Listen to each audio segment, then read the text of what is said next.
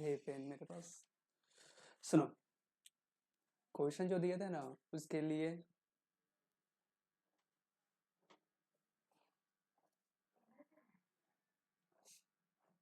तुम लोग के लिए 50 मिनट था ना, मेरे लिए भी 50 मिनट होना चाहिए।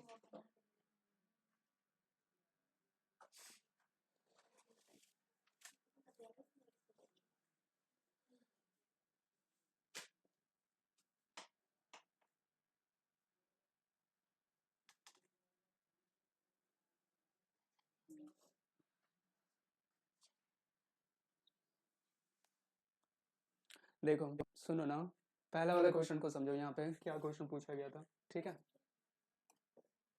पहला वाला क्वेश्चन देखो ना, बोला गया था निम्नलिखित में से कौन अपरिमेय संख्या। अपरिमेय संख्या का मतलब समझ में आता है, जिसको हम लोग p बाई क्यू के रूप में नहीं लिख सकते हैं उसको बोलते हैं अपरिमेय संख्या, ठीक है। और अपरिमेय संख्या को इंग्लिश में बोला जाता है इरेशनल नंबर, ठीक है। तो इसमें से कौन होगा वो ये बताओ। पाई होगा, समझ में आ गया। अभी पहले सुन लो, आंसर भी मैच करेंगे, ठीक है। पहले अभी सुन लो ना। अब सुनो सेकंड वाला क्वेश्चन। सेकंड वाला क्वेश्चन में क्या बोलना चाह रहा है उसको भी समझो। सेकंड वाला क्वेश्चन में देखो ना, बोल रहे हैं कि निम्न में से कौन सी संख्या ए और बी के बीच में स्थित है ये बता दो। ऐसा जब भी क्वेश्चन रहेगा ना तो डायरेक्ट बनाने का कोशिश मत करना, बस थोड़ा सा ना दिमाग लगाना। ए और बी बोलने का मतलब ना, ए को ना कुछ देर के लिए 2 मान लेना, बी को ना कुछ देर के लिए 3 मान लेना, ठीक है। 2 और 3 के बीच में कोई नंबर आता है, कौन आएगा? 2.1, 2.2, 2.3, 2.4 ऐसे करके कोई नंबर आएगा ना। कौन सा नंबर आएगा वो अगर मेरे को पता करना है तो इसके लिए देखो ना, अगर हम ए प्लस बी बाई 2 अगर करेंगे तो क्या मिलेगा? ए की जगह पे कौन है? 2, बी की जगह पे कौन है? 3, बटा में हो गया क्या? 2। 3 में 2 जोड़ेंगे तो होगा कितना? 5। 5 बटा में 2, 5 को अगर 2 से भाग देंगे तो कितना होगा? 2 दूनी 4, पॉइंट बिठाएंगे तो 2 बचे, फिर 10 बोल सकते हैं। 2.5 क्या 2 और 3 के बीच में आता है क्या? आ गया। मतलब कौन सा फॉर्मूला से निकलेगा? कौन सा? a plus B by 2। तो कौन सा फॉर्मूला है? a plus B by 2। दो संख्याओं के बीच में अगर नंबर पता करना है, तरीका क्या है? a प्लस बी बाई 2, ठीक है, कोई दिक्कत नहीं है। अब आगे सुनना ना, 3 नंबर में देखो। 3 नंबर वाला क्वेश्चन में बोलना क्या चाह रहा है उसको समझो। 3 नंबर का क्वेश्चन में बोल रहे देखो ना, √7 माइनस में √5 इंटू √7 प्लस में √5, ये किसके इक्वल होगा ये बता दो। ये क्वेश्चन है ना। एक काम और करना है ना साथ साथ में।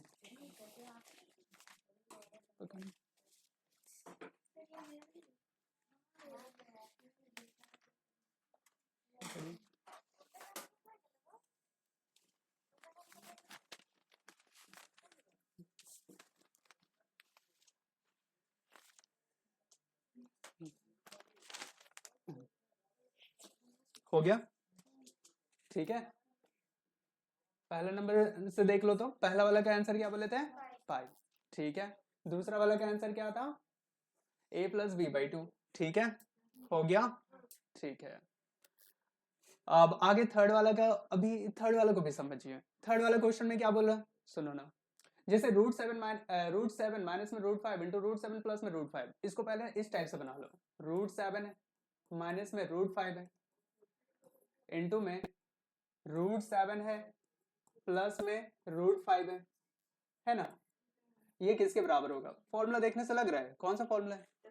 a माइनस बी, ऐसे था ना, a माइनस बी इंटू में a प्लस बी होता किसके बराबर है?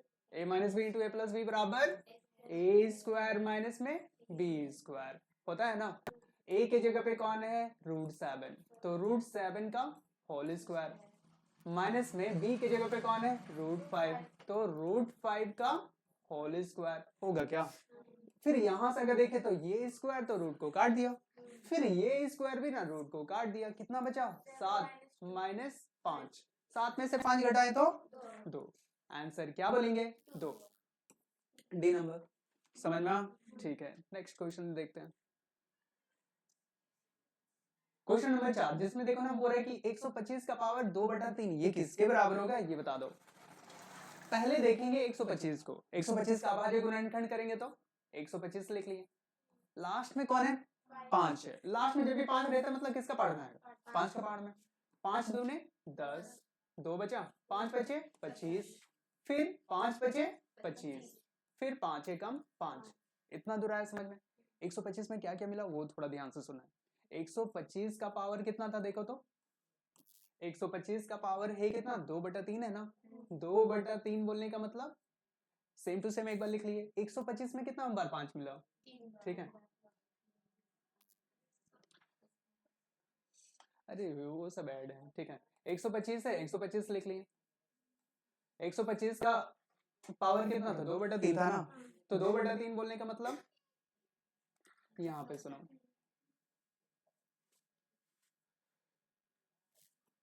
125 में 5 कितना बार मिला था, 3 बार। तो 5 गुना 5 गुना 5 होगा ना। और इसका पावर कितना हो जाएगा, 2/3। 5 है कितना बार, 3 बार। तो 5 का पावर हो गया 3, और इसका भी पावर कौन है, 2/3, ठीक है। अब ऐसे जब भी रहते हैं तो पता है ना क्या करते हैं, 5 का पावर हो गया 3 गुना में हो जाएगा 2/3, ठीक है। 3 3 कटेगा, 5 का पावर कितना हो गया, 2। 5 का पावर 2 किसके बराबर होता है, 5 5 25। तो इसका सही आंसर क्या मिला, 25। सी नंबर इसका सही आंसर है। आ गया ना समझ में? अब आगे वाला क्वेश्चन देखते हैं। देखो ना इसमें क्या बोल रहा है, इनमें से कौन एक बहुपद नहीं है। मेन चीज ये समझना है, बहुपद नहीं है कौन, ये बताओ। तो बहुपद कौन नहीं होता है, तो इसके लिए ना सिंपल सा बस ये याद रखना है, चर का पावर बस माइनस नहीं होना चाहिए। चर का पावर जिसमें भी माइनस अगर होगा तो वो बहुपद होगा ही नहीं। चर कौन होता है ये भी तो पता होना चाहिए ना। चर किसको बोलते हैं, X Y Z. X Y Z का पावर ना माइनस होना ही नहीं चाहिए। अगर हो गया तो वो बहुपद नहीं होगा। पहले देख लो, ये देखो यहाँ पे चर कौन है, एक्स, इसका पावर 2 मतलब माइनस तो नहीं है, ठीक है। यहाँ पे एक्स, इसका भी पावर कुछ नहीं मतलब 1, ये भी तो माइनस में नहीं है, ठीक है। इसमें अभी देखो मतलब ये क्या है, बहुपद है। हमें पता करें कौन बहुपद नहीं है। तो इसमें देखो यहाँ पे एक्स है, कुछ नहीं है मतलब 1 है। इसमें देखो वाई है, वाई का भी पावर कुछ नहीं है मतलब 1 है। इसमें भी देखो सेम टू सेम 1 1 लिखा हुआ है, माइनस तो साइन आया नहीं, मतलब ये भी बहुपद है। हमें पता करना है कौन सा नहीं है। तो इसमें अभी देखें तो इसका पावर कितना है, 1। और ये देखो ना 5/y है। 5/y बोलने का मतलब इसको जैसे y को ना ऊपर लेके जाएंगे ना तो ये हो जाएगा y का पावर -1, समझे ना। तो माइनस साइन किस में आया, इसी में ना। इसका पावर कितना हो गया, माइनस में 1। और यहाँ पे अगर बोले 1 है, यहाँ पे अगर बोले तो 1 है। देखो माइनस साइन किस में मिला, सिर्फ थर्ड में मिला। तो इसका सही आंसर क्या बोलेंगे, सी हुआ। अब आगे वाला क्वेश्चन, क्वेश्चन नंबर 6 देखो ना, जिसमें बोला गया बहुपद 5x + 3 का शून्यांक क्या होगा ना, ये बताओ। शून्यांक बोलने का मतलब क्या होता है, यहाँ पे x की जगह पे ऐसा कौन सा वैल्यू बिठा दोगे कि पूरा का पूरा ना 0 हो जाएगा, उसी को तो बोलते हैं शून्यांक। या फिर ऐसे भी समझ सकते हो, शून्यांक निकालने के लिए बोला 5x + 3 का शून्यांक क्या होगा, तो इसको बस 0 के बराबर कर देंगे, समझ में। अब फिर क्या करेंगे, 5x को 5x लिखेंगे, प्लस में 3 था, इधर आ गया तो क्या बोलेंगे, माइनस में 3 हो गया। x बराबर फिर क्या बोलेंगे बोलो तो, -3। 5 किस में है, गुना में, इधर आ गया तो कितना हुआ, भागा। तो x का मान कितना मिला, -3/5। तो सही आंसर क्या बोलेंगे, -3/5। समझ में, कोई दिक्कत है? अब आगे वाला देखो,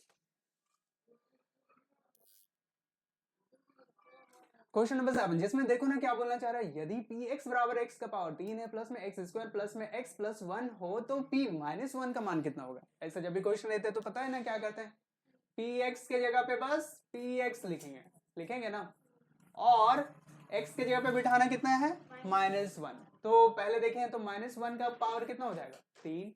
फिर क्या हो जाएगा बोलो तो -1 का पावर 2। फिर क्या हो जाएगा बोलो तो -1, साथ में बोलेंगे प्लस में 1। कोई दिक्कत है, एक एक करके बना के भी समझा दे। -1 को कितना बार गुना करना है, 3 बार।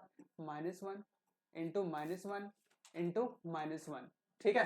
देखो ना माइनस माइनस में क्या होगा, माइनस माइनस प्लस, प्लस में एक आया, ठीक है। और यहाँ पे कौन है, फिर गुना करना है किसको, माइनस को। तो फिर माइनस प्लस में क्या हो जाएगा, -1, ठीक है। तो मतलब -1 को अगर 3 बार गुना करेंगे क्या मिलेगा, -1। प्लस है, प्लस लिख लिए, -1 का होल स्क्वायर है। -1 को मतलब 2 बार गुना करने पर कितना आता है, +1। प्लस में 1 बोलने का मतलब ओनली सिर्फ प्लस में ही लिखेंगे, ठीक है। यहाँ पे कितना है 1, और प्लस माइनस में क्या होता है माइनस, 1 की जगह पे 1 प्लस है तो प्लस, ए की जगह पे, कोई दिक्कत लगा। अब ये देखो ना, यहाँ पे पहले ये है माइनस में, ये प्लस में, ये है माइनस में, ये है प्लस में, कितना बचा 0 बचा, तो आंसर में क्या बोलेंगे 0 हो गया। कौन सा बी नंबर, आया समझ में, ठीक है। अब आगे वाला को देखो, बहुपद x square plus 5x plus 6 का ना गुणनखंड क्या होगा ये बता दो। और जब गुणनखंड करने के लिए बोलेगा तो उस टाइम पे करना क्या है वो भी समझ लेते हैं। क्या क्वेश्चन है, एक्स स्क्वायर प्लस में 5x प्लस में 6, यही है ना। गुणनखंड करने के लिए जब भी बोलेगा ना तो बस थोड़ा सा ये याद रखना, पहला कोई नंबर है क्या, कोई नंबर नहीं है, कोई नंबर नहीं है मतलब कौन है एक है, तो पहला वाला नंबर को ना लास्ट वाला नंबर के साथ बस गुना करेंगे, एक को 6 से गुना करेंगे तो कितना होगा 6। अब आगे गुणनखंड करेंगे तो 2 तिया 6, 3 एकम 3, कोई दिक्कत है, कैसे भी करके बस बीच वाला मेरे को चाहिए, बीच में कौन है 5, 5 लाने के लिए बोलो तो 2 में 3 जोड़े तो 5 मिलेगा क्या, साथ में तो मेरे को x भी चाहिए, तो यहाँ पर भी x, यहाँ पर भी x, तो यहाँ पर भी x, क्या किए कि 5 मिला, प्लस किए, जोड़ा ना पड़ा, तो एक्स स्क्वायर को एक्स स्क्वायर ही लिखेंगे, इसके जगह पे बस लिखेंगे कि किसको किसको जोड़े, पहला 2x को, दूसरा 3x को, 2x और 3x दोनों को जोड़ दिए तो कितना हो गया 5x, और लास्ट वाला को सेम टू सेम, कोई दिक्कत है। अब ये दोनों में से कोई बाहर निकलेगा क्या, x अगर बाहर निकला तो यहाँ पे कितना 2x था, 2 था, एक तो बाहर निकला, एक 2x अभी भी है, प्लस है प्लस लिख लिए, 2 अभी यहाँ पे कौन बचा, 2 बचा हुआ है, और यहाँ पे अगर बोले दोनों में से बाहर कौन निकलेगा, 3 बाहर निकला, तो यहाँ पे क्या बचा x, और यहाँ पे क्या बचा 3 दूने 6, कोई दिक्कत नहीं है। क्या सेम सेम लग रहा है क्या, सेम सेम लगने पर कितना बार लिखते हैं, एक बार लिखते हैं, और बाहर कौन है बोलो तो x प्लस 3, तो देखेंगे ना कौन सा मैच किया, x plus 2 x plus 3, C number, कोई दिक्कत है, जल्दी जल्दी करो तो। अब क्वेश्चन नंबर 9, क्वेश्चन नंबर 9 को ना थोड़ा ध्यान से समझो, y अक्ष पर स्थित किसी बिंदु का निर्देशांक निम्न में से किस रूप का होता है ये बता दो। इसका बोलने का मतलब क्या है ना, इस तरह से ना ग्राफ होता है ना, ये पहला को, ये वाला को क्या बोलते हैं x अक्ष, इसको को बोलते हैं x डेक्स, इसको बोलते हैं y, और इसको क्या बोलते हैं y डेक्स, कोई दिक्कत है। अब यहाँ पे ना बोल रहे कि y एक्सिस में कुछ भी पॉइंट उठा लो, इसका वैल्यू क्या होगा, पहले ये समझो, x एक्सिस y एक्सिस जिस पॉइंट पे कटता है इसको तो मूल बिंदु बोलते हैं, इसका निर्देशांक 0,0 होता है, इधर अगर जाएंगे तो 1 होगा, 2 होगा, 3 होगा, इधर जाएंगे तो -1 होगा, -2 होगा ना, ऊपर अगर जाएंगे तो 1 होगा, 2 होगा, नीचे जाने पर क्या बोलते हैं -1 होगा, -2, ऐसे करके जाएगा। अभी सोच लो ना, यहीं पे अगर कोई पॉइंट है, 2 के जगह पर ही अगर पॉइंट है, 2 के जगह पे पॉइंट अगर बोलेंगे तो सबसे पहला वैल्यू किसका लिखते हैं x का, दूसरा किसका लिखते हैं y का, तो यहाँ पे अगर देखोगे तो x कौन सा लाइन पे टच किया है 0 पे, तो x हो जाएगा 0, और y मतलब कहाँ पे है -2 पे, तो 0,-2, इसका मतलब y वाला लाइन अगर है तो उस टाइम पे क्या होगा, x हमेशा कितना मिलेगा 0, और y का जो भी वैल्यू होगा वही वैल्यू बार बार बिठाएंगे, तो क्या बोलेंगे 0,y, समझ में आया, ठीक है। अब आगे वाला 10 नंबर समझना है, बोल रहे हैं बिंदु 3,7 की कोटि क्या है ये समझो। अब कोटि भी समझना है ना, तो पहले समझो पॉइंट क्या दिया हुआ 3,7, ठीक है, पहला वाला किसका वैल्यू होता है x का, दूसरा वाला वैल्यू किसका होता है y का, ठीक है। पहला वाला जो वैल्यू x का वैल्यू को बोलते हैं भुज, किस नाम से जानते हैं भुज, और y का वैल्यू को किस नाम से जानते हैं कोटि, मेरे को क्या पता करना है भुजी या कोटि, कोटि यानी कि कौन हो जाएगा 7 बोलेंगे, खत्म हुआ, कोई दिक्कत है।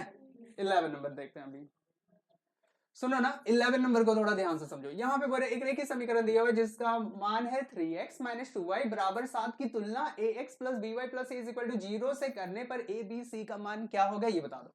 पहले देखो ना ax + by + c, समझ में आ रहा है ना, c बोलने का मतलब क्या है बराबर के इस पार तो कुछ होना ही नहीं चाहिए, सिर्फ 0 होना चाहिए, 5 इधर किसमें इधर भेज देंगे, बस वही करेंगे, पहले क्या बोलेंगे बोलो तो 3x हो गया, माइनस में 2y हो गया, माइनस में 5 हो गया, तो इधर ही बचा क्या 0।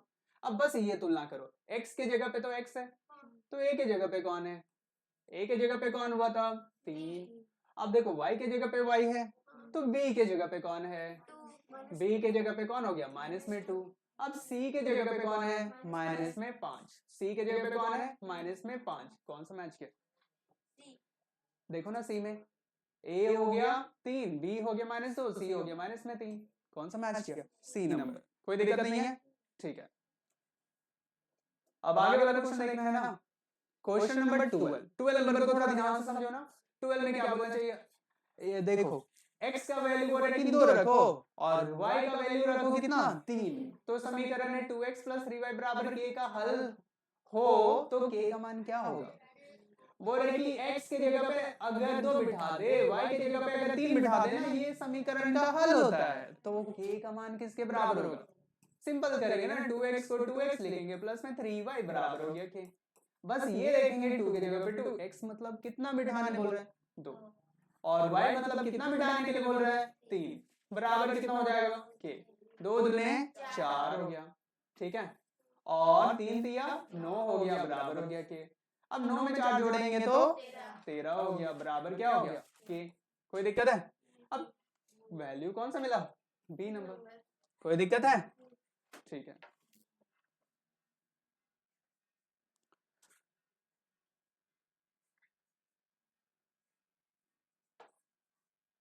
13 नंबर ना, 13 नंबर को अभी समझते हैं। 13 नंबर में देखो ना क्या बोल रहे हैं, रेखिक समीकरण 3x - 2y बराबर 0 का एक हल कौन सा होगा ये बता दो। ऐसा जब भी क्वेश्चन रहता है तो पता है ना क्या करते हैं, ये बराबर के पहले वाले को क्या बोलते बोलो तो LHS, बराबर के पहले वाले को क्या बोलेंगे LHS, बराबर के बाद वाले को क्या बोलते हैं RHS। बस तुम लोग को ढूंढना है x के जगह पे ऐसा क्या वैल्यू बिठा दोगे, y के जगह पे ऐसा क्या वैल्यू बिठा दोगे कि पूरा का पूरा ना 0 हो जाएगा, तब ना RHS भी 0 मिलेगा।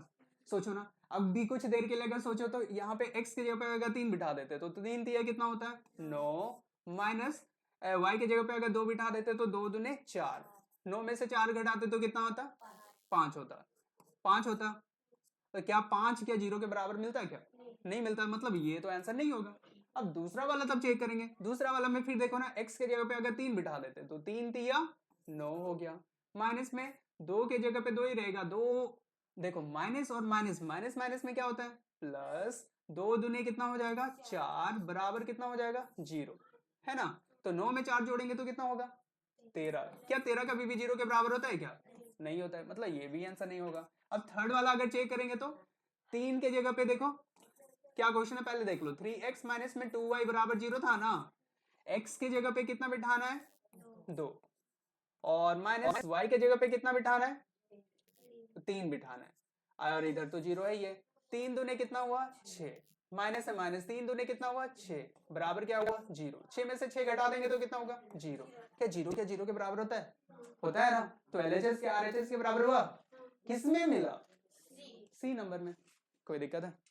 अब आगे वाले को देखो, क्वेश्चन सुनो ना, बोल रहे कि वो कथन जिसे सिद्ध किया जा सकता है क्या कहलाता है, जिसको सिद्ध किया जा सकता है उसी को तो बोलते हैं प्रमेय, समझे, उसको क्या किस नाम से जानते हैं प्रमेय, समझ में आ। अब आगे वाला, अब सुनो ना, क्वेश्चन नंबर 15 में देखो ना क्या बोल रहे हैं, 15 में बोल रहे हैं कि दो भिन्न बिंदुओं से होकर कितनी रेखाएं खींची जा सकती है, यहाँ पे एक पॉइंट है, यहाँ पे एक पॉइंट है, खींचो, कितना रेखा खींच सकते हो, एक ही खींच सकते हैं ना, खत्म हो गया। अब फिर देखो ना क्या बोल रहे हैं, 80 डिग्री का पूरा कोण का मान कितना होगा, पूरा कोण जब भी बोलते हैं तो मतलब दो कोण को जोड़ने पर 2 कोण को जोड़ने पर 90 डिग्री होना चाहिए, एक अगर 80 है तो 80 में कितना जोड़ेंगे कि 90 होगा 10 डिग्री, खत्म हो गया, ठीक है। अब ये वाला क्वेश्चन को भी थोड़ा ध्यान से सुनना ना,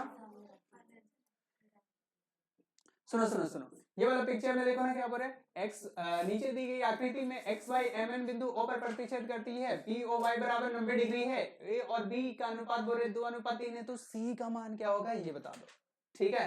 यहाँ पे पिक्चर से थोड़ा बढ़िया से समझो, p o y बोल रहे कितना डिग्री है 90 डिग्री है, a और b का अनुपात दिया हुआ है कितना 2:3, ऐसे करके समझो, a और b का अनुपात कितना है 2:3 है, ठीक है। अब पता है ना, जैसे अनुपात में दिए हुए रहते तो सबसे पहले क्या बोलते हैं मान अनुपात में एक शामिल है, तो a कितना हो गया 2x, b कितना हो गया 3x, क्या ये सीधा लाइन है, सीधा लाइन है तो कितना बोलेंगे ए प्लस बी प्लस 90 डिग्री, तीनों को जोड़ेंगे तो कितना होगा 180 डिग्री। रेखिक युग्म होता है ना, इतना दूर में कोई दिक्कत है। अब यहां से अगर देखोगे तो यहाँ पे a का वैल्यू कितना है 2x, b का वैल्यू कितना है 3x, 90 प्लस में था इधर लेके आ जाएंगे तो माइनस 90 हो गया। ठीक है, 2x और 3x मिलके होता है 5x, बराबर हो जाएगा 180 में से 90 घटाएंगे तो 90, x बराबर कितना हो जाएगा 90 को 5 से भाग दे दो, कितना बोलेंगे इससे थोड़ी ना, 5 एकम 5, कितना बचा 4 बचा, 5 अठे 40। ठीक है, कितना हुआ x का वैल्यू 18, x का वैल्यू 18 हुआ। मेरे को अब a का वैल्यू निकालना है, a का वैल्यू अगर निकालेंगे तो कितना होगा 2x, मतलब 2 को 2 x यानी कि कितना 18, 18 दूनी कितना 36, और b का वैल्यू अगर निकाले तो 3x है, 3x बोलने का मतलब 3 गुना 18, 18 का 18, 36, 18 या 54।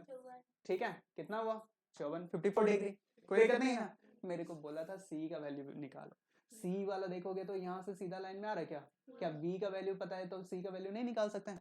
तो यहाँ से अगर देखोगे तो ऐसे नहीं बोल सकते हैं, b में अगर c जोड़ेंगे तो दोनों मिला कर कितना होगा रेखिक युग्म होगा ना। अब b का वैल्यू तो अभी निकाले, कितना निकाल लेते हैं 54 डिग्री, b की जगह पे बस क्या बिठाना है 54, प्लस में c बराबर कितना हो जाएगा 180 डिग्री, c बराबर कितना हो जाएगा 180 डिग्री, 54 किसमें इधर आ जाएगा तो माइनस में 54 हो गया। अब घटा दो ना, 10 में से 4 घटाएं तो 6, 7 में से 5 घटाएं तो 2, 1 है तो 1, कितना हुआ c का वैल्यू 126 डिग्री। कहीं पे मिला डी नंबर। नेक्स्ट क्वेश्चन,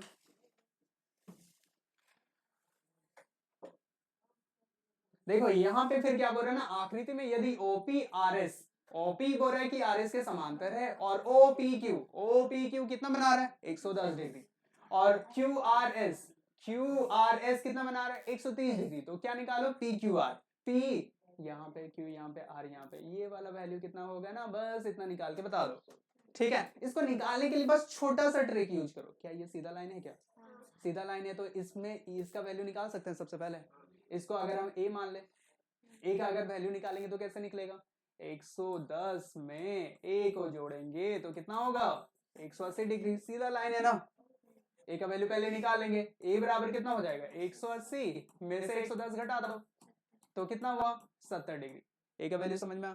अब b का वैल्यू निकालना है, इधर से देखो ये भी तो सीधा लाइन है ना, सीधा लाइन है तो इसका अब क्या बोलेंगे b अगर बोलेंगे तो कितना होगा बोलो तो b प्लस में 130 बराबर कितना हो जाएगा 180 डिग्री होगा। तो b बराबर कितना हो जाएगा 180 में से 130 को घटा दिए, कितना बचा 50 डिग्री। कोई दिक्कत है। अब मेरे को क्या निकालना है बोलो तो x का वैल्यू, तो इसको हम ऐसे बोल सकते हैं a plus B plus X बराबर कितना हो जाएगा 180 डिग्री। इतना दूर में कोई दिक्कत है। अब ऐसा किस लिए बोले, देखो ना एक सीधा लाइन है ना, सीधा लाइन 180 डिग्री का कोण बनाता है, तो a के जगह पे कितना मिटाना है 70, b के जगह पे कितना मिटाना है 50, प्लस में x बराबर कितना हो जाएगा 180। कोई दिक्कत नहीं है ना। 70 और 50 जोड़ेंगे तो 7 5 12 120 डिग्री यहीं पे हो गया, प्लस में x बराबर हो जाएगा 180 डिग्री, x बराबर कितना हो जाएगा 180 में से 120 को घटा देंगे तो कितना होगा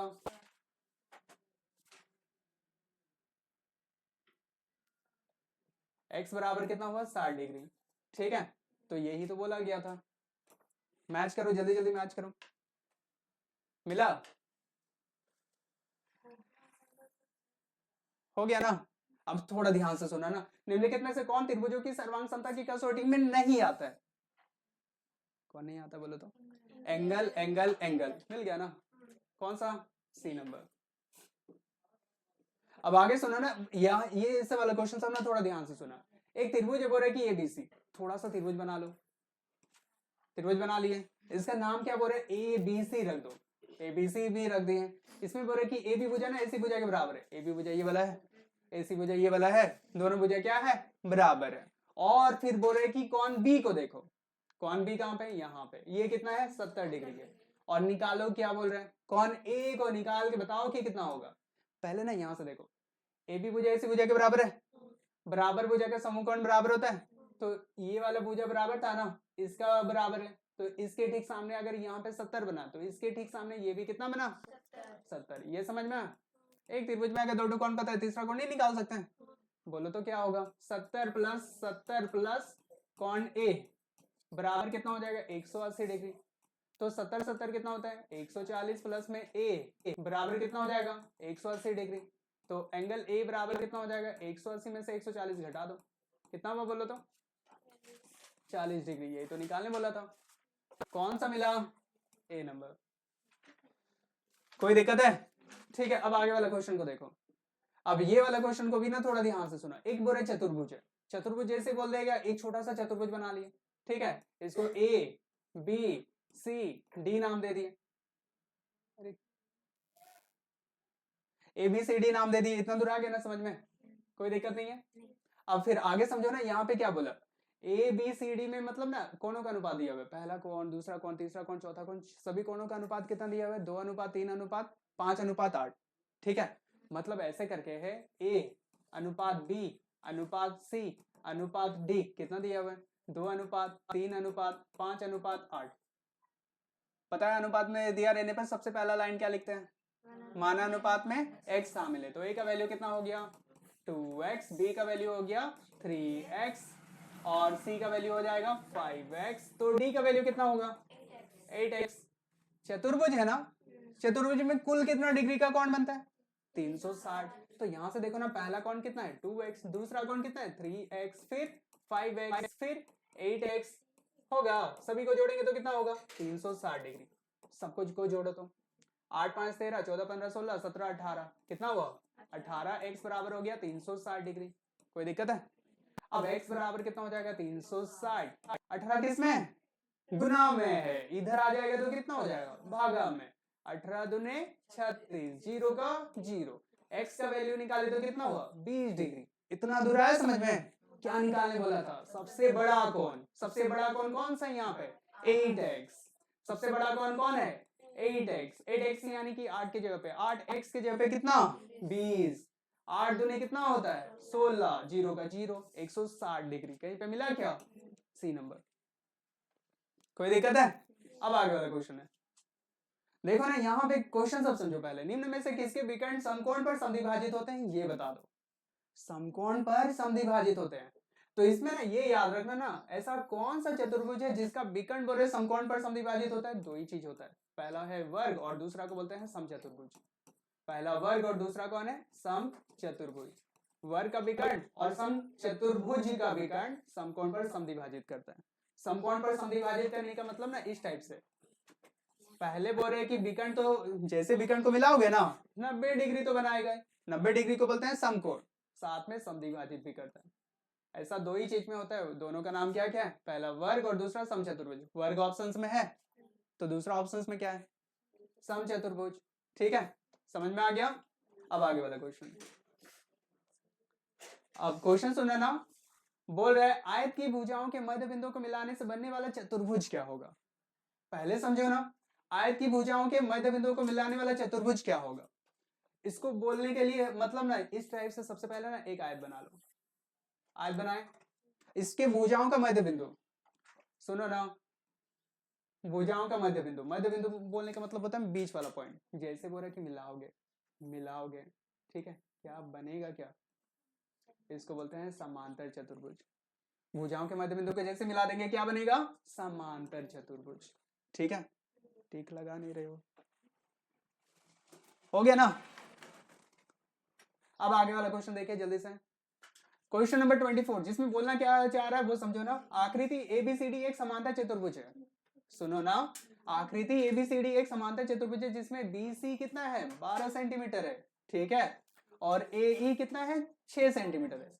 देखो ना, बीसी इसको बोलते हैं ना, और इसको आधार भी बोला जाता है। आधार कितना है बोल रहे हैं? देखो तो 12 सेंटीमीटर, और ऊंचाई कितना है? 6 सेंटीमीटर।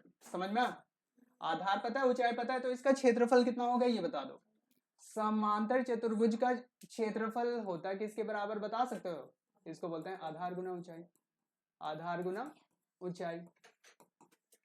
समांतर चतुर्भुज का क्षेत्रफल कैसे निकालते हैं? आधार गुना ऊंचाई। आधार कितना दिया हुआ है? 12। ऊंचाई कितना दिया हुआ है? 6। 12 को 6 से गुना करेंगे तो 6 दूने 12 हुआ, 6 कम 6 और 1 मिलकर 7, 72 सेंटीमीटर स्क्वायर। मिला क्या? मिला? अब आगे वाला क्वेश्चन सुनो, थोड़ा ध्यान से सुना ना। एक समांतर चतुर्भुज और एक त्रिभुज एक ही आधार तथा समांतर रेखाओं के बीच स्थित है। क्या बोलना चाह रहा वो थोड़ा ध्यान से सुनो। पहले बोल रहे एक समांतर चतुर्भुज इस टाइप से होता है ना, एक समांतर चतुर्भुज और दूसरा कौन है, एक त्रिभुज। दोनों ही बोल रहे एक ही आधार पर स्थित है। समझे, ये था समांतर चतुर्भुज, एक ही आधार पर एक त्रिभुज भी बोल रहे स्थित है। ठीक है, अगर बोल रहे कि त्रिभुज का क्षेत्रफल, ये त्रिभुज है ना, इसका अगर क्षेत्रफल कितना है 12 सेंटीमीटर स्क्वायर है, तो पूरा समांतर चतुर्भुज का क्षेत्रफल कितना होगा।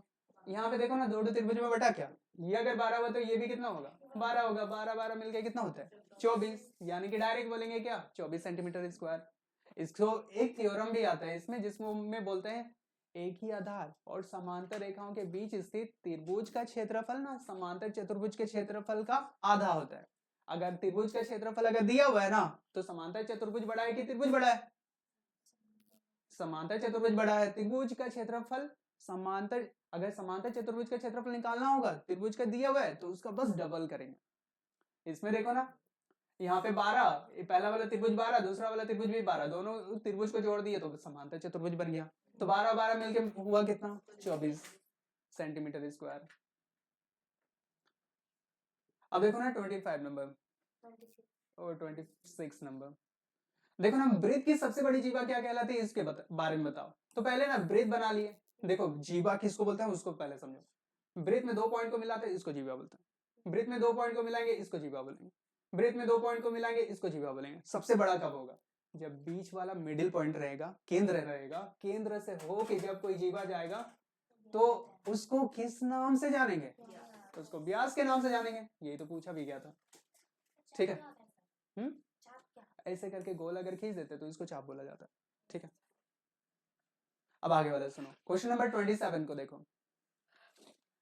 वृत्त की एक जीवा वृत्त की त्रिज्या के बराबर है। सेम क्वेश्चन है ना, इस टाइप से एक वृत्त बना लिए। बोल रहा है वृत्त में सबसे पहले क्या बोल रहे, जीवा ये वाला। वृत्त की जीवा किसके बराबर है, वृत्त की त्रिज्या के बराबर है। ये और ये वृत्त की त्रिज्या तो बराबर होता ही है, जीवा भी पूरे त्रिज्या के बराबर हो गया। अब बता दो कि केंद्र पर कितना डिग्री का कोण बन रहा है। पहले ये बताना कितना टू, यहाँ पे देखो कौन सा आकृति बना, त्रिभुज। त्रिभुज में कितना टू भुजा बराबर है, 3 भुजा बराबर है। 3 भुजा बराबर रहने पर उसको क्या बोलते हैं, समबाहु त्रिभुज। तीनों भुजा बराबर है ना। अगर तीनों भुजा बराबर है तो पता है ना, ये भुजा के ठीक सामने ये वाला कौन है, इसको x मान ले। ये वाला के ठीक सामने ये वाला कौन है, इसको भी x मान ले। और ये वाला त्रिभुज के, ये वाला भुजा के सामने फिर ये वाला भुजा, इसको भी x मान ले। अब मतलब तीनों भुजा बराबर है ना, 3 कोण भी आपस में बराबर हो जाएगा। और 3 कोण कितना होगा ये नहीं पता है तो क्या करेंगे, पहला वाला कोण x, दूसरा वाला कोण भी x, तीसरा वाला कोण भी x, तीनों को जोड़ेंगे तो त्रिभुज में टोटल कितना डिग्री का कोण बनता है, 180 डिग्री का होता है ना। x x x कितना हुआ, 3x बराबर हो गया कितना 180 डिग्री। कोई दिक्कत नहीं है। अब x बराबर कितना हो जाएगा 180, और यहाँ पे 3 किसमें गुना में, इधर आ गया तो कितना हुआ भागा, 3 6 18, 0 का 0। x का वैल्यू कितना निकाले 60 डिग्री। इतना दूर आया समझ में, यही तो पूछ रहा था। x यानी कि कौन, केंद्र पे कितना डिग्री का कोण बना 60 डिग्री का। कौन सा आंसर है, सी नंबर। अब आगे वाला क्वेश्चन है, सुनना ना थोड़ा ध्यान से। यही वाला क्वेश्चन में डाउट था ना, इसको अब दोबारा डाउट नहीं होगा। सुनो, आकृति ए सी बी का मान क्या होगा ये बता दो। ए यहाँ पे है, सी यहाँ पे है और बी, ए सी बी मतलब ना ये वाला कोण का मान कितना होगा ये बताओ। ठीक है, इसमें ये देखो, इसको केंद्र बोलते हैं। केंद्र पर जितना भी कोण बनता है ना, वो किसी भी बिंदु पर बने कोण का ना 2 गुना होता है। ऐसे नहीं समझ में आना, ऐसे समझ में आ जाएगा। जैसे यहाँ पे पिक्चर है ना, यहाँ पे सुनो केंद्र है ना, अगर सोच लो यहाँ पे अगर 100 डिग्री बन रहा ना, अगर बोलेगा कि यहाँ पे कोण कितना बना, तो ये इसका डबल होता है।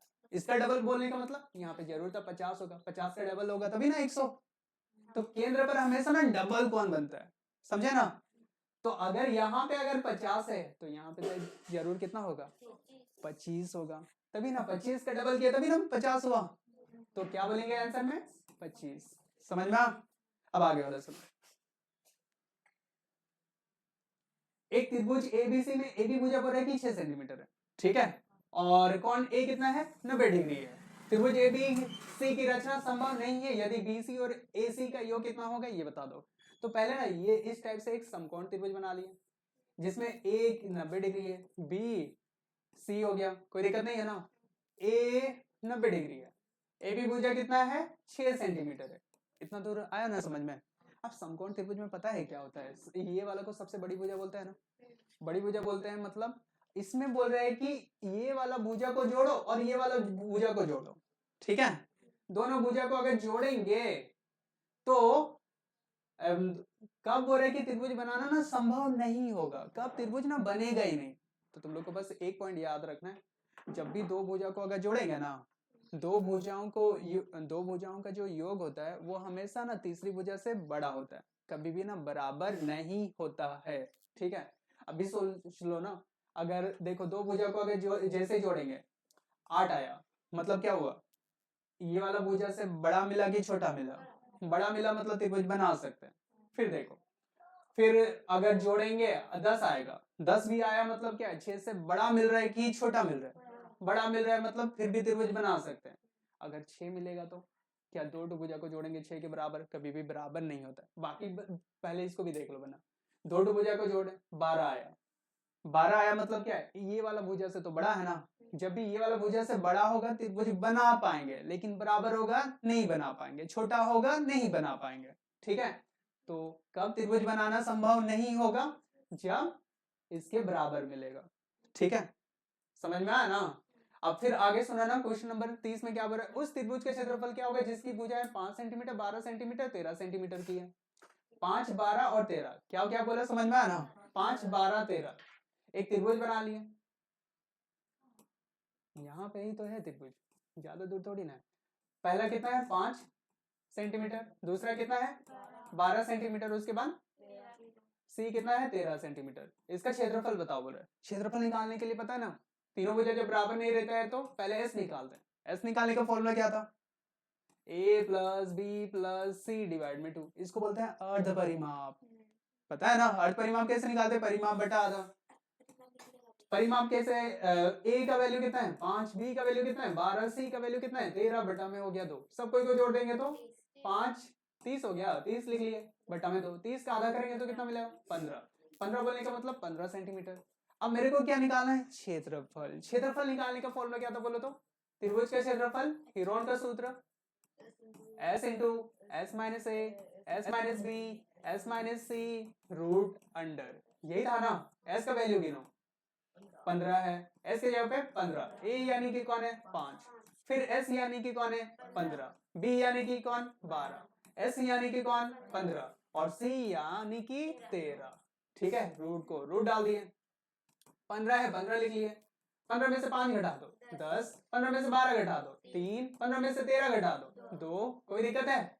अब 15 को लिखो, 3 बचे 15 होता है क्या, 10 को लिखो 2 बचे 10 होता है क्या, 3 को 3 ही लिखो 2 को 2 ही लिखो, कोई दिक्कत है, नहीं दिक्कत है, ठीक है।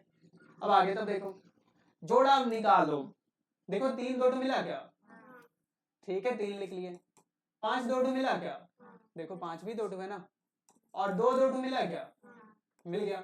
जिसका भी जोड़ा मिलता है वो तो रूट से बाहर हो जाता है, बाहर हो गया तो कितना हुआ 3 5 15, 15 दूने 30 सेंटीमीटर स्क्वायर, ये तो पूछा भी गया था। मिला है कहीं पे, कहां पे मिला, 30 सेंटीमीटर स्क्वायर, कोई दिक्कत नहीं है ना। अब आगे सुना ना, उस समबाहु त्रिभुज का क्षेत्रफल क्या होगा जिसकी प्रत्येक भुजा कितना है 2√2 सेंटीमीटर। थोड़ा ध्यान से सुना, समबाहु त्रिभुज को बोलने का मतलब है कि ऐसा त्रिभुज जिसमें तीनों भुजा बराबर होता है। एक भुजा अगर 2√2 सेंटीमीटर दिया हुआ है तो सभी भुजा इतना ही होगा। और समबाहु त्रिभुज का क्षेत्रफल बराबर √3/4 इंटू भुजा स्क्वायर, पता है ना। समबाहु त्रिभुज का क्षेत्रफल बराबर √3/4 इंटू भुजा स्क्वायर। आप बोलो तो यहाँ पे √3/4 की जगह पे √3/4 हो गया, भुजा की जगह पे कौन है 2√2 का होल स्क्वायर, ठीक है। √3/4 हो गया, बटा में क्या बोलेंगे बोलो तो 2 का स्क्वायर कर दो 4। अब देखो √2 का स्क्वायर करेंगे तो 2। अब सबसे पहले 4 4 को काट दिया, क्या बचा 2√3 सेंटीमीटर स्क्वायर। कौन सा मिला 2√3 सेंटीमीटर स्क्वायर, यही तो था। अब आगे सुनना ना, थोड़ा ध्यान से सुनना, ठीक है। 32 नंबर का क्वेश्चन, एक शंकु के आधार का व्यास बोल रहा है 10.5 सेंटीमीटर है, ठीक है। इसकी तिर्यक ऊंचाई कितना है, 10 सेंटीमीटर है। तो इसका वक्र पृष्ठ क्षेत्रफल कितना होगा? शंकु मतलब समझ में तो आ गया, ऐसे बना रहे थे, ऐसे करके क्वेश्चन बना रहे थे ना। व्यास दिया हुआ, व्यास कितना दिया हुआ बोलो तो, डी का वैल्यू दिया हुआ है 10.5 सेंटीमीटर। सबसे पहले क्या निकालते हैं, त्रिज्या। त्रिज्या को क्या बोलते बोलो तो d/2, d/2 यानी कि 10.5/2 हो जाएगा। इतना दूर आया समझ में। एक और चीज दिया हुआ है, त्रिज्या ऊंचाई को क्या बोलते बोलो तो l। l का वैल्यू कितना दिया हुआ है, 10 सेंटीमीटर। अब निकालो इसका वक्र पृष्ठ क्षेत्रफल। शंकु का वक्र पृष्ठ क्षेत्रफल बराबर क्या होता है, पाई आर एल। पाई यानी कि कितना हो जाएगा, 22/7। आर यानी कि कितना हो जाएगा, 10.5/2।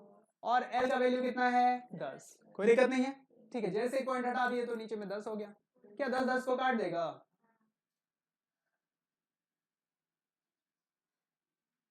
सबसे पहले क्या हुआ, 10 ना, 10 को काट दिया, ठीक है। समझ में आया।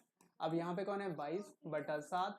और यहाँ पे कितना है, 105/2। कोई दिक्कत है? सबसे पहले देखो ना, 2 एकम 2, 2 एकम 2 होता है क्या? 7 एकम 7 हुआ, 8 9 10, 3 हुआ, 7 5 35, कितना हुआ, 11 गुना 15 हुआ, 11 15 एकम 15 हुआ, 15 एकम 15 और 1 16, 165 सेंटीमीटर स्क्वायर। कहीं पे मिला क्या, 165 सेंटीमीटर स्क्वायर, ठीक है। कोई दिक्कत नहीं है, थोड़ा ध्यान दीजिए ना। यदि एक बेलन की त्रिज्या है 4 सेंटीमीटर, ऊंचाई अगर है 10 सेंटीमीटर, तो बेलन का कुल पृष्ठ क्षेत्रफल कितना होगा ये बता दो। इसको ना यहाँ पे बना के दिखा रहे, ठीक है। बेलन का कुल पृष्ठ क्षेत्रफल किसके बराबर होता है, 2 पाई आर, आर प्लस एच होता है क्या। 2 यानी कि 2 हो गया, पाई यानी कि 22/7 हो गया, आर यानी कि कितना, आर दिया है 4, फिर आर यानी कि कितना 4, एच यानी कि कितना हुआ 10 हो जाएगा। आर का वैल्यू कितना हुआ 10, ठीक है। आर का वैल्यू कितना हुआ 10। इतना दूर में कोई दिक्कत नहीं है, ठीक है। और सबसे पहले 2 गुना 22 गुना 4 बटा में 7 था, और यहाँ पे 4 और 10 को जोड़ेंगे तो 14, 7 दूने कितना हुआ 14, 22 दूने कितना हुआ 44, 4 दूने कितना हुआ 8 हुआ ना, 8 4 32, 8 4 32, 33 34 35, 352 सेंटीमीटर स्क्वायर, 352 सेंटीमीटर स्क्वायर। देखिए ना जल्दी से, 352 सेंटीमीटर स्क्वायर मिला क्या, मिल गया, ठीक है। जल्दी देखिए ना, टाइम पार हो रहा है। अब आगे वाला क्वेश्चन देखो, सुनना ना। एक घन का आयतन, सुनना ना, घन का आयतन किसको बोलते हैं वो भी पहले बता दे रहे, ठीक है। यहीं पर बता दे रहे, घन का आयतन बोल रहे हैं उसके कुल पृष्ठ क्षेत्रफल के बराबर है। घन का आयतन कुल पृष्ठ क्षेत्रफल के बराबर है। घन का आयतन कैसे निकालते हैं, ए क्यूब। और घन का कुल पृष्ठ क्षेत्रफल कैसे निकालते हैं, 6a² से निकालते हैं, ठीक है। अब यहाँ पे a मतलब कितना 2 है, 3 2 है।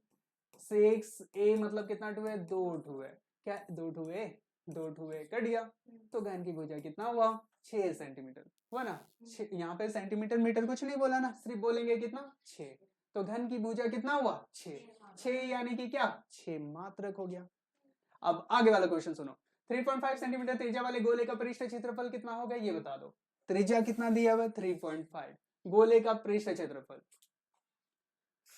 गोले का पृष्ठ क्षेत्रफल, त्रिज्या कितना दिया हुआ 3.5, ठीक है। गोला का पृष्ठ क्षेत्रफल कितना होगा ये बता दो। तो पृष्ठ क्षेत्रफल क्या था 4 पाई आर स्क्वायर, 4 की जगह पे 4 पाई यानी कि 22/7, त्रिज्या की जगह पे कितना हुआ 3.5 इंटू 3.5 होगा क्या। पॉइंट जैसे हटा दिए तो नीचे में 10 हो गया, पॉइंट हटा दिए तो नीचे में 10 हो गया, कोई दिक्कत नहीं है।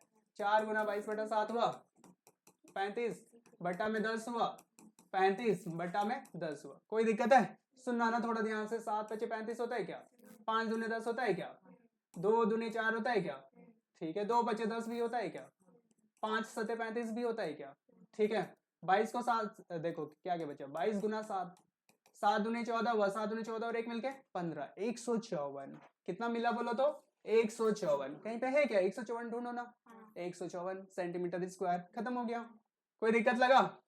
अब फिर ये वाला क्वेश्चन को सुनो, प्रथम 3 सम संख्याओं का माध्य क्या होगा। तो सम संख्या पहले ढूंढो। माध्य निकालने के लिए फॉर्मूला बताया था ना, माध्य बराबर होता है प्रेक्षणों का कुल योग बटा प्रेक्षणों की कुल संख्या, ठीक है। प्रेक्षणों का कुल योग बटा प्रेक्षणों की कुल संख्या, समझे ना, प्रेक्षणों का कुल योग बटा प्रेक्षणों की कुल संख्या।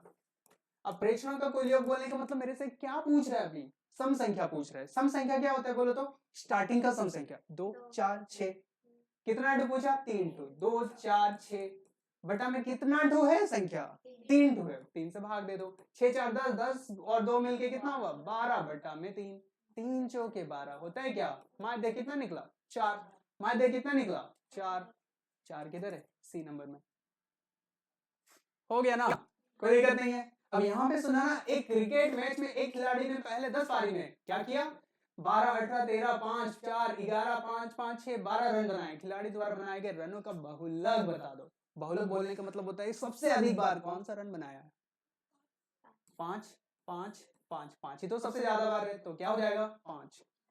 अब आगे वाला क्वेश्चन सुनो ना। अब यहाँ पे देख लो आंकड़े का बोल रहा है कि माध्यक ज्ञात करो, माध्यक निकालना ना थोड़ा बढ़िया चीज है, तो इसके लिए पहले समझ लो ना कितना ठू संख्या है, 1 ठू 2 ठू 3 ठू 4 ठू 5 ठू 6 ठू 7 ठू, टोटल 7 है ना। तो सबसे पहले आरोही क्रम में बताओ, आरोही क्रम कितना होता है बताओ तो, आरोही सबसे छोटा कौन है 2, उसके बाद कौन है 3, 3 है, ओ ठीक है 2 हो गया, 5 हो गया, उसके बाद 8 हो गया,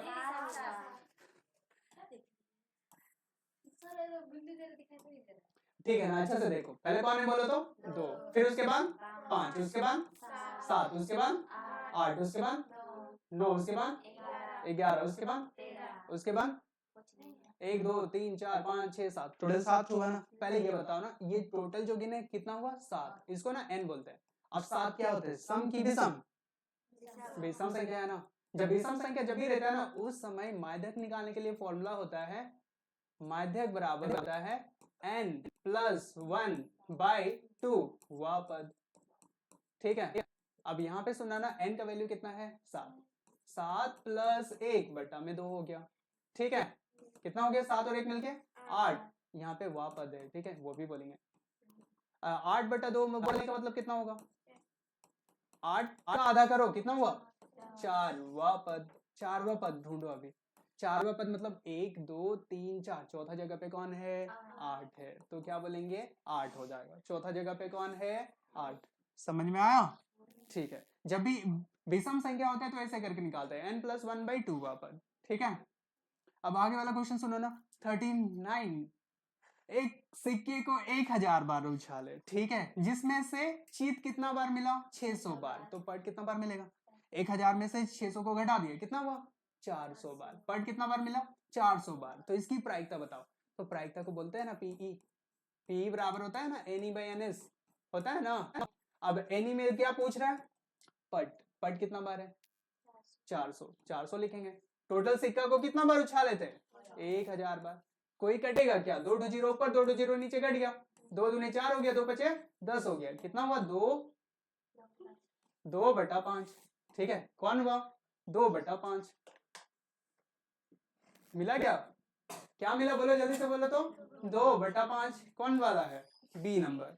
एक लास्ट क्वेश्चन है और इसको समझो, निश्चित रूप से घटित होने वाली घटना की प्रायिकता क्या होती है, एक ऐसी घटना जो बोले कि घटित होना संभव है, ठीक है। संभव घटना की प्रायिकता कितनी होती है 1, संभव घटना की प्रायिकता कितनी होती है 1।